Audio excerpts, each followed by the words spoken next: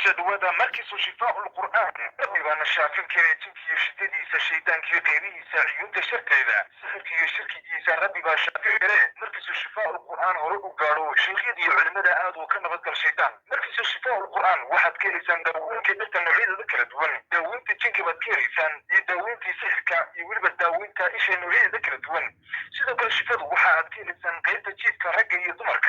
أفر إلى بطاقة ساعة يشوفون ليش غيرسا واحد كيريسان شقالو عربيسان شقالو ده waxaan ugu bishaaraynayaa dhammaan bulshada ku nool gobolka Sanaag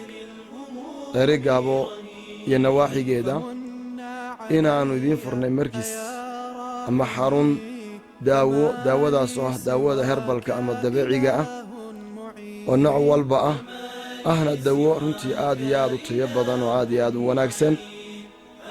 waxaan kaloo gaar ahaan dumarka ugu bishaaraynaya in la idin furay xarun u gaar ah dumarka ama shifo u gaar ah dumarka taas oo ay iman doonaan waxna tari doonta haweenka la daaladhacaya sida sixirka jinka iyo isha musabiyaanada iyo wixii la mid ah waa xarun laydinku talagalay si hufan oo waafi ahna laydinku shaqayn doono laydinku adeegi doono kana heli doontaan quraan joogto ah iyo ka warhayn joogto ah iyo mar walba xaaladiina si joogto ah loola socon doono shaqaale hufan iyo waliba nidaam aad iyo aad u wanaagsan oo ka bedelan nidaamyadii hore ku shaqayn jireen shifooyin